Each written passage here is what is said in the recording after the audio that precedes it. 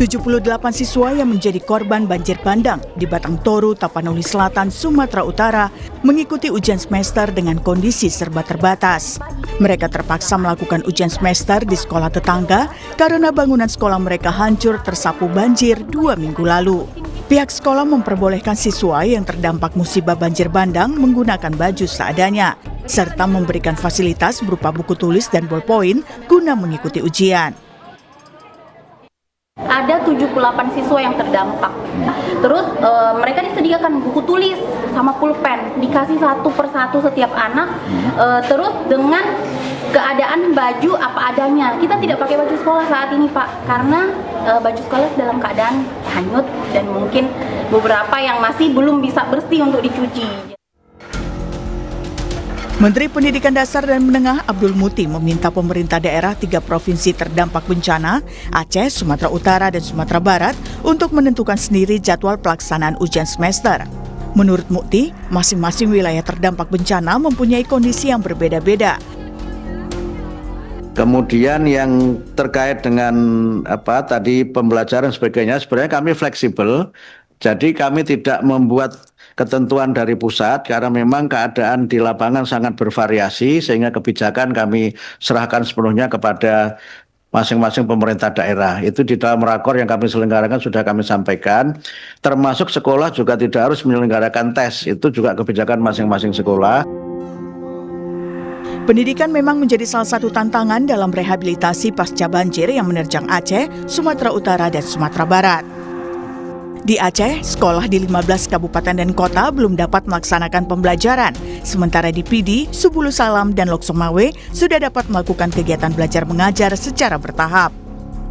Di Sumatera Utara, dari 18 kabupaten kota, hanya Tapanuli Tengah dan Sibolga yang belum bisa melakukan pembelajaran. Untuk wilayah Langkat, Tapanuli Utara, dan Tapanuli Selatan, sebagian sudah melaksanakan pembelajaran. Sementara di Sumatera Barat, dari 19 kabupaten kota terdampak, sebagian besar sudah dapat melaksanakan pembelajaran, kecuali 93 sekolah yang terdampak di Kabupaten Agam masih diliburkan sampai 22 Desember 2025. Tim Liputan, Kompas TV.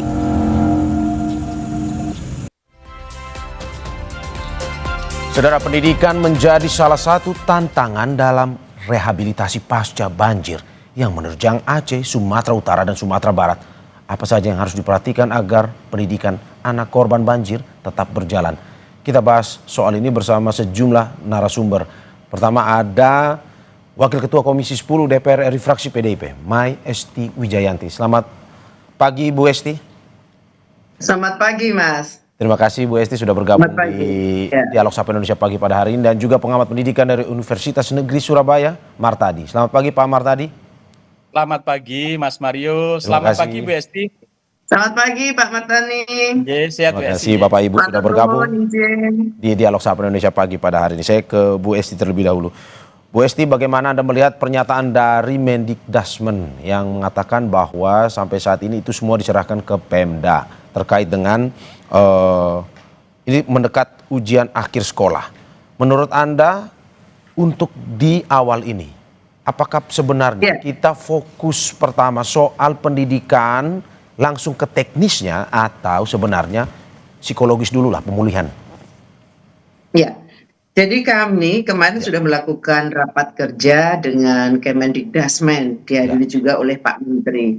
Ada beberapa hal yang kemudian memang kami menyarankan kepada Dikdasmen untuk melakukan pendataan secara lebih detail. Bagaimana kondisi sekolah-sekolah kita. Memang kita harus mengatakan bahwa yang lebih memahami persoalan di sekolah-sekolah tersebut adalah pemerintah daerah. Tetapi bukan berarti bahwa pemerintah daerah melakukan itu tanpa ada guidance dari pemerintah pusat. Untuk itu kepada Kemendikdasmen, khususnya melalui Pak Menteri, kemarin kita juga meminta bahwa Pak Menteri Kemendikdasmen harus membuat acuan ataupun keputusan menteri. Di ruang-ruang mana pemerintah daerah bisa melakukan keputusannya sendiri dan bagaimana intervensi dari pemerintah pusat.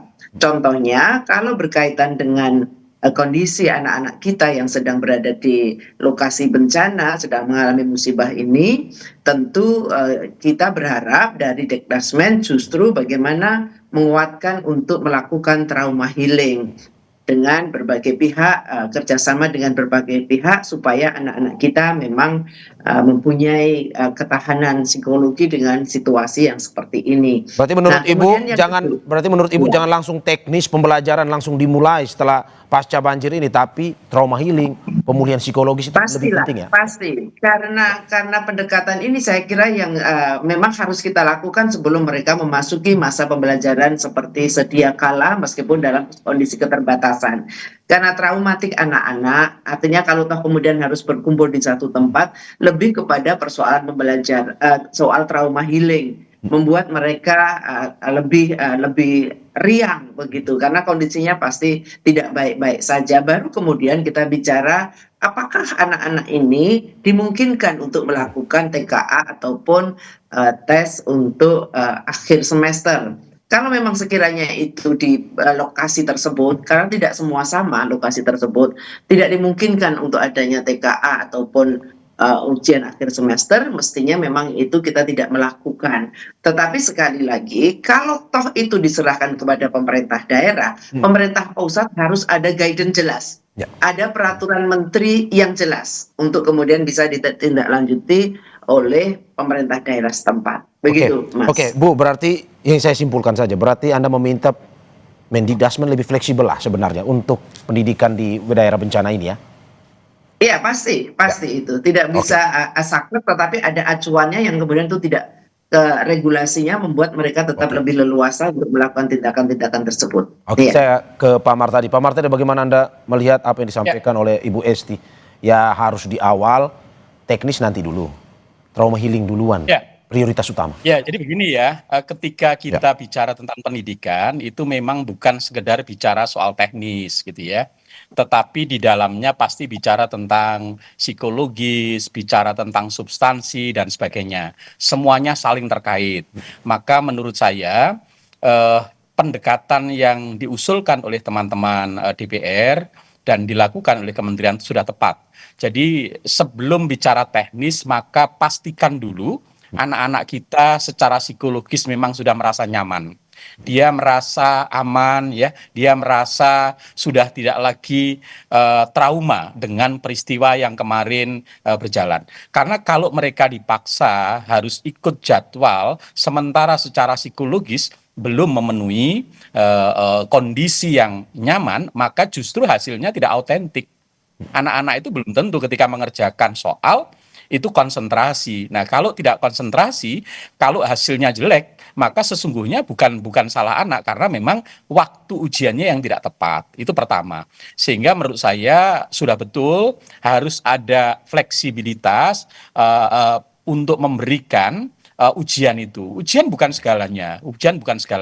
Cari momentum di mana waktu anak-anak sudah mulai merasa nyaman, cari tempat yang nyaman, lalu kemudian anak-anak siap, baru kemudian dilakukan ujian.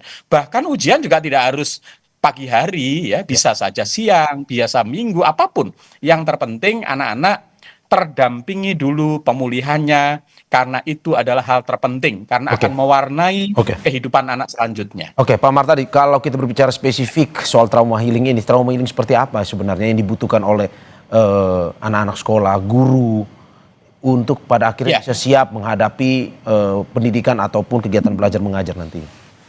Ya, trauma healing yang harus dilakukan pasti adalah anak-anak, ada orang tua, ada guru yang kehilangan anggota keluarga. Ada yang dia shock karena rumahnya hilang ya ditelan itu. Kemudian bagaimana dia menyaksikan ada tetangga, ada saudara yang kemudian mengalami kondisi dan dia tidak bisa menolong itu. Pasti harus dipulihkan dulu bahwa ini adalah sebuah kejadian yang memang harus diambil sisi positifnya, kemudian mereka mulai bisa lebih tenang menghadapi ini, dan kemudian dibangunkan rasa hope, optimisme bahwa nanti semuanya akan baik-baik saja, pemerintah akan hadir, kemudian mereka tidak sendiri dan semuanya. Ketika mereka sudah merasa nyaman, sudah mulai proses pemulihan, kemudian mereka sudah mulai ada hope untuk bangkit kembali meneruskan kehidupan, baru kemudian nanti kita bicara tentang persoalan teknis, bicara tentang ujian, bicara tentang persiapan sekolah, bicara dan seterusnya. Itu kira-kira Mas Mario. Oke, sebelum saya Ya, ke dan itu tidak hanya dengan untuk peserta didik, ya Pak Betul, Tadi. betul. Ya, Bahwa betul, ini juga betul. untuk tenaga pendidik dan tenaga kependidikan, sesuatu Betul. yang tidak mudah. Ya. Mereka juga membutuhkan penguatan untuk bisa melaksanakan kegiatan belajar mengajar berikutnya, begitu. Termasuk orang tuanya ya Bu Esti ya. Iya, termasuk Orang orang juga tuanya. mengalami hal yang Jadi, sama.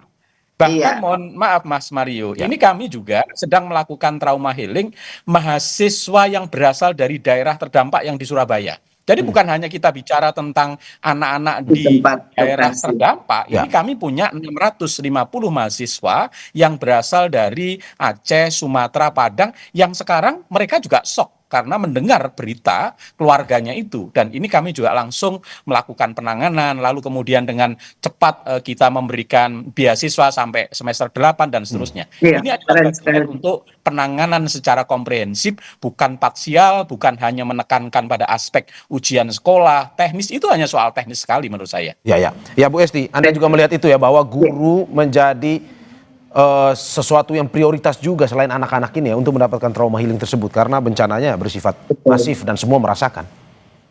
Betul. Jadi memang kita di dalam keputusan kemarin mendorong Kemendikdasmen untuk memberikan dampingan psikologis termasuk trauma healing. Ya. Jadi tidak hanya kepada anak didiknya saja, tetapi juga kepada guru, tenaga kependidikan, dan juga harus bisa menyentuh orang tuanya. Semuanya harus siap dulu. Dan kita berterima kasih kepada UNESA, bahwa UNESA bergerak cepat, salah satu perguruan tinggi yang bergerak cepat, untuk kemudian juga mengambil sikap luar biasa, kegotong royongan yang luar biasa ketika anak didiknya atau mahasiswa-mahasiswinya yang berasal dari daerah bencana mendapatkan beasiswa sampai semester 8. Ini luar biasa, tanpa harus menunggu apa yang bisa kemudian pemerintah berikan kepada UNESA, tapi UNESA memutuskan itu. Tidak semua perguruan tinggi sanggup. Maka kemarin ketika kami juga melakukan rapat dengan Dikdasmen, keputusan utamanya terkait dengan mahasiswa yang terkena dampak bencana, yang berada di luar daerah bencana, juga harus mendapatkan perhatian khusus. Jangan sampai mereka terputus menjadi DO begitu ya, atau skripsinya terlambat kemudian harus di drop out. Itu tidak kita lakukan. Kita meminta ada kebijakan-kebijakan terkait dengan mereka, termasuk juga pembayaran UKT-nya. Ya. Bagaimana negara kemudian juga harus hadir untuk mereka. Sekali lagi Pak Martadi, terima kasih. Ya. Kami mengikuti dan dilaporkan kita melakukan itu. Berarti bukan hanya mereka yang berada di daerah bencana ya Pak, tetapi juga berada di luar tapi memiliki hubungan dengan wilayah bencana tersebut. Pak Martadi, saya ingin tanyakan kepada Anda, berapa waktu lamanya kalau Anda lihat? Karena ada pembicaraan bahwa ini sebenarnya kalau sudah terlalu lama mungkin saja akan ada usulan kegiatan belajar mengajar secara darurat. Apakah bisa seperti itu, atau kalau menurut Anda, prediksi Anda berapa lama sebenarnya hingga akhirnya kegiatan belajar mengajar tersebut bisa dilakukan dengan normal lagi? Ya, tentu ini kan bergantung kepada komitmen dan kecepatan penanganan dampak yang terjadi. Jika kemudian proses pemulihan infrastruktur, kemudian penyiapan sarana sekolah itu bisa dilakukan dalam waktu hitungan bulan, taruhlah dalam 3 bulan ke depan, maka kemudian kita bisa saja segera melakukan proses pembelajaran secara normal. Tetapi kalau tidak, menurut saya juga tidak salah kita menetapkan dengan kurikulum khusus, ya, kurikulum darurat. Sehingga nanti target kurikulumnya jangan disamakan dengan daerah-daerah yang tidak terdampak gitu ya. Saya pikir tidak ada masalah karena ruang-ruang itu ada di daerah, kemudian tinggal nanti secara pemerintah pusat menetapkan guideline. Saya setuju dengan Bu Esti tadi. Memang pemerintah pusat harus ada guideline. Karena apa? Seringkali daerah itu terlalu takut dan tidak berani mengambil langkah karena takut nanti akan ada sanksi, peringatan dan sebagainya dari pusat. Kalau ada guideline, ada surat yang diluncurkan oleh pemerintah pusat, maka daerah tidak ragu-ragu untuk mengambil langkah. Saya pikir ini penting membangun komitmen antara daerah, kota, provinsi, pusat. Karena kewenangan pendidikan berada di pusat, di provinsi, di kabupaten kota. Ada kebijakan yang selaras ya Pak ya? Kebijakan yang selaras antara pemerintah pusat dan daerah. Saya ke Bu Esti. Bu Esti, apa yang disampaikan Iya. oleh Pak Martadi? Perlukah sebenarnya kalau misalkan ini berlangsung lama ada kegiatan belajar mengajar atau kurikulum darurat? Sangat penting, justru itu kami kemarin menekankan juga kepada Dikdasmen maupun Diktisaintek harus ada mulai kita tata betul bahwa dalam situasi darurat pendidikan tetap harus berjalan seperti apa, itu harus ada keputusan yang diambil berdasarkan situasi yang ada. Tetapi sebelum ketika dibuat itu tidak dibuat dalam situasi saat ini mestinya. Kita sudah punya Permendikbud tahun 2019 bagaimana aman dari kebencanaan atau pendidikan yang berlangsung ketika sedang terjadi bencana itu sudah ada, tetapi kurang rigid, kurang detail, sehingga mungkin implementasinya tidak terlalu baik. Tetapi yang terpenting adalah saya kira pemerintah juga mulai harus terbuka bagaimana kita juga menyarankan Kemendikdasmen mengajukan anggaran yang kiranya memadai untuk bisa terjadinya pendidikan yang berada di tempat-tempat bencana seperti ini. Mungkin ada pengalian anggaran, tetapi mungkin juga harus ada tambahan anggaran. Karena situasi bagaimana sekolah-sekolah sedemikian banyak yang rusak, kemudian berapa puluh ribu anak-anak kita terdampak, atau mungkin ratusan ribu terdampak dari peristiwa ini, tidak mungkin kemudian tidak ada anggaran yang harus diberikan untuk mengatasi persoalan tersebut, termasuk kepada para guru dan tenaga pendidikannya. Kita mendorong ada keberanian dari Kemendikdasmen maupun Diktisaintek. Ayo, berapa anggarannya? Akan digunakan untuk apa? Atau digunakan untuk apa? Butuhnya berapa? Kemenkyu juga harus kemudian membukakan pintu. Mungkin terpaksa harus ada program-program yang kemudian harus dikurangi anggarannya, diefisiensikan lah. masuk ke efisiensi ataupun lebih tepat anggarannya diberikan lebih tepat pada situasi seperti ini.